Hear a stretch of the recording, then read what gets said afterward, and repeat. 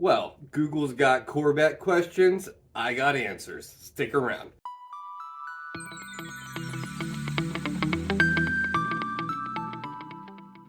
Well, good morning, guys. What's today? Tuesday? Tuesday morning, yeah. So today's gonna be kind of a fun video. I scooped up the 20 most searched questions on the C5 Corvette, and I'm gonna try my best to answer these on the fly without researching anything. But if I need to, no big deal, I will. It'll be kind of like that celebrity game they do with the little preemptive text and they take the little sticker off. I'm not going to do that, but I'll read the question and I'll give you an answer. So if you're new to the Corvette game, more specifically the C5, this should be really good frequently asked question forum for you. And like I said, these are the 20 most Googled searched C5 Corvette related questions, so it should be kind of fun. No particular order, I'll start with one and go to 20. I don't want to make this video too long, so we'll get right to the point. What year C5 to avoid? Good question. Me personally, I would stay away from a 97 to 99. They have a slightly different fuel delivery system, both in the tank and externally up near the fuel rails. And their ABS module tends to fail, and when it does fail, that's it. You can't get it fixed. 2001 and up, it is serviceable, but the 97 to 2000, it is not. And the 97, 98 had the most recalls. So yeah, I would stick to 2001, 2004. 2004 is kind of wonky too, but not a deal breaker. So yeah, so 97, 99, I would avoid. Not a deal breaker, but if you're asking me which ones to avoid, those are the years I would avoid. How many miles is too many for a C5 Corvette? Another great question. There really isn't. In fact, at the museum, there's one that was donated by an owner that bought it brand new. I believe it was a 99, don't quote me on that. It has almost 800,000 miles on it, on the original transmission and original motor. And it is an automatic, if I'm not mistaken. But yeah, just doing normal maintenance, anything, consumables, your brakes, tires, etc., oil changes, the thing lasted him 800,000 miles. It's crazy. And it's on display in Bowling Green at the museum. Pretty freaking cool. But yeah, a C5 Corvette with 100K miles, don't let it scare you. This thing's a pretty bulletproof. Why is a C6 better than a C5? Well, they're kind of almost the same car. It's almost a reskin. The C6, in my opinion, is pretty much a reskin of the C5. The suspension's changed a little bit. The wheelbase is shorter just a little bit. They pretty much just took the control arms and flipped them. The C6 is more refined on the interior. It's got better sound dampening. It does have a better steering rack. The steering does feel a little better in the C6. I've owned both. They're both, like I said, very similar cars. I wouldn't say one's better than the other. C5 has more of a raw feel to it. The C6 still has an analog feel, but a lot more refined. But again, it's personal preference. One's not better than the other. Can you daily drive a C5 Corvette? Absolutely. If my C5Z was the only car I had, I would drive it every day. No matter the temperature, in the rain, the snow, maybe not. You can very easily daily drive a C5 Corvette.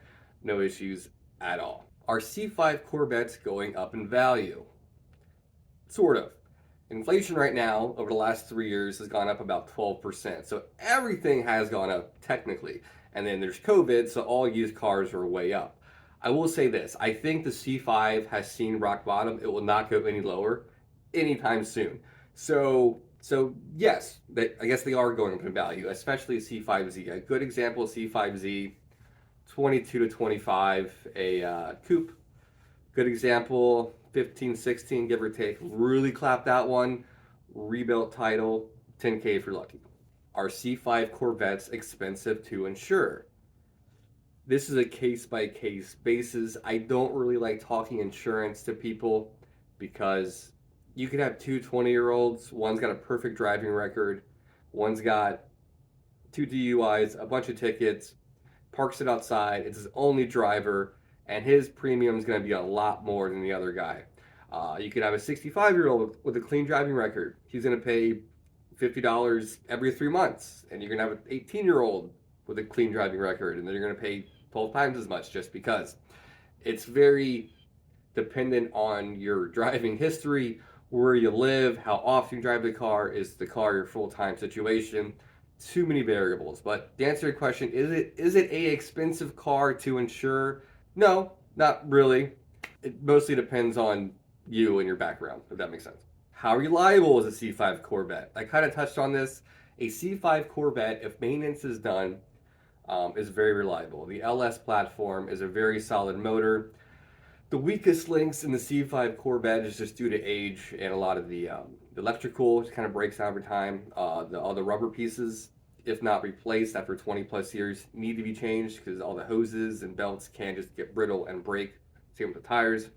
But a C5 Corvette, if maintenance is upkept on it, very reliable.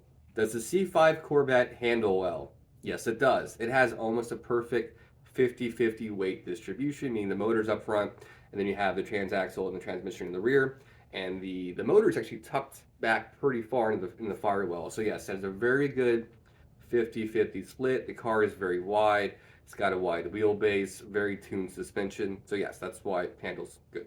Is the C5 Corvette that comfortable? Well, this is personal preference. In stock form, yes. You start lowering it on the leaf springs in stock form, it gets a little dicey. You put some cheap coilovers on it, yeah.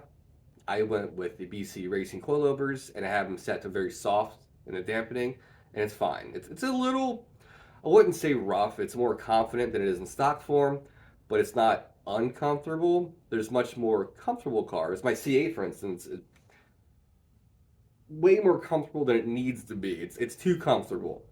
I know that's weird, but yeah, C5, especially if you have just a basic coupe with the stock seats, stock suspension, it's pretty comfortable. What is the rarest C5 Corvette? This is kind of fun. This would be a 1998 Aztec Gold. They made 15 of these, only due to a paint mix-up. DuPont couldn't get the paint formula right, and every time they painted all the panels on all the cars, they were just a little different. So after 15 examples, they stopped making it.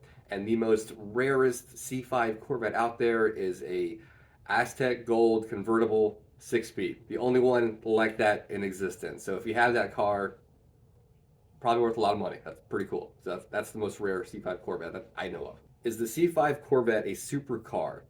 Supercars typically are very low in production numbers. They have crazy horsepower, very absurd 0 to 60 times, even 20 years ago.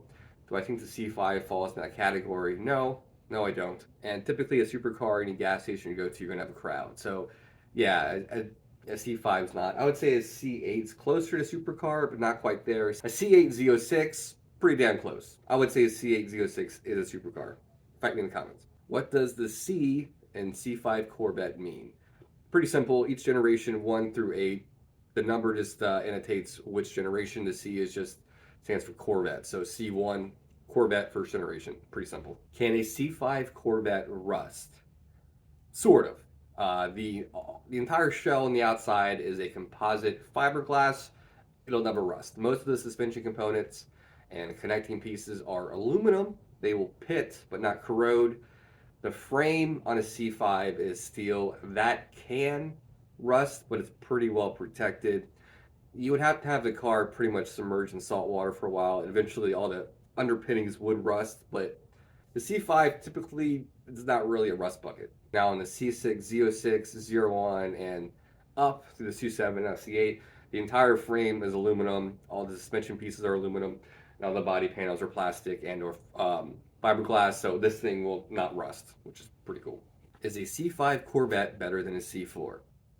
From an engineering and reliability standpoint, yes, but this is kind of subjective as far as style and comfort goes. The C5 is more simple, it's lighter and easy to work on, and a lot less parts. So in my opinion, the C5 is better, but again, that's very subjective. Would I own a C4? Yes, but probably only a ZR1. What year C5 has a HUD? Well, in 1999, they introduced it. The first 2 years did not have the option, but you can retrofit a HUD in any C5 Corvette. My 2001 Z06 outside did not come with a HUD. I put one in. You can put a HUD, like I said, in any C5, but you got to have a 2000 and up gauge cluster for it to be plug and play, but it's not terribly hard to do. And like I said, in 99 to 2004, it was an option. Can a C5 Corvette go over speed bumps? In stock form, yes, 100%. How my car is now, I got to take some of them at an angle. The speed humps aren't too bad, but the ones that are pretty narrow, I get a little nervous. especially with the aftermarket exhaust, which is a little wider. It hangs down a little bit lower. The car is lowered about 2 inches. It does scrape, but in stock form, you're fine. Does a C5 Corvette require premium gas? Per the owner's manual, you don't have to. It's recommended though. For instance, my 2006 GTO, I had an LS2 in it. In a pinch one time, I had to put in 87 just because I was at a gas station, that's all they had. And the car knocked and pinged really bad. It felt like a 100 horsepower deficit. Can you do it? Yes. You're going to get terrible performance and actually worse gas mileage. I don't recommend it, but you can if you wanted to. Did the C5 Corvette generation have a ZR1? No, it did not. The ZR1 did not come back until the C6 generation in 2009. Can you drive a C5 Corvette in the rain? I kind of touched on this. You can drive any car in the rain. You can drive it in the rain.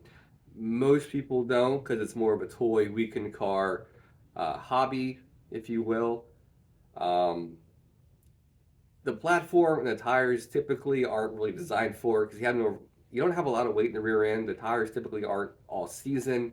You have a lot of torque, so that's just kind of a recipe for disaster. It's a good way to hydroplane into a ditch. You shouldn't, but you can. How much should I pay for C5 Corvettes? 4 years ago, super easy answer. Post-COVID and inflation now, and now that Corvette's gone mid-engine, it's gotten dynamic. They've gone up quite a bit. For instance, I bought my C5Z 3 years ago at 15 on the dot.